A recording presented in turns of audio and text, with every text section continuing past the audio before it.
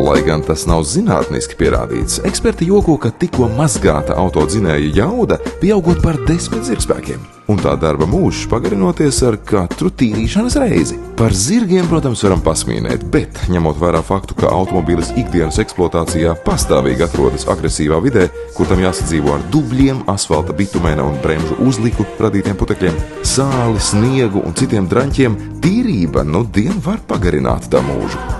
Šajā video pastāstīsim par kādu interesantu metodi, tā ir tīrīšana ar sauso ledu, ar kuras palīdzību iespējams atgrieztas posmi pat padzīvojuši autotehniskajiem mezgliem, dzinējam, piekarei un ne tikai.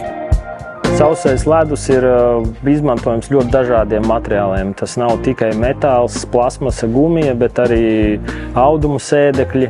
Ādu pasaulē cilvēki ir kas tīri, bet par cik ir āda dzīves materiāls, tad viņi tomēr var kaut kur sabojāt. Bet tādu alkantaras salonus, alkantaras stūres, griestus mēs droši varam iztīrīt.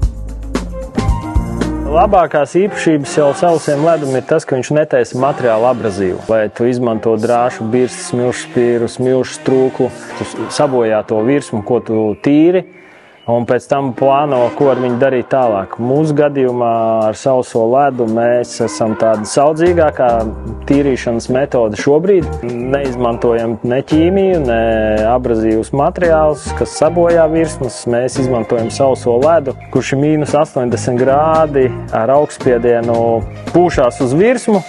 Attiecīgi viņš sasaldē visu, kas tur ir, liekais, un aizpūš projām, un attiecīgi mēs iegūstam tīru virsmu.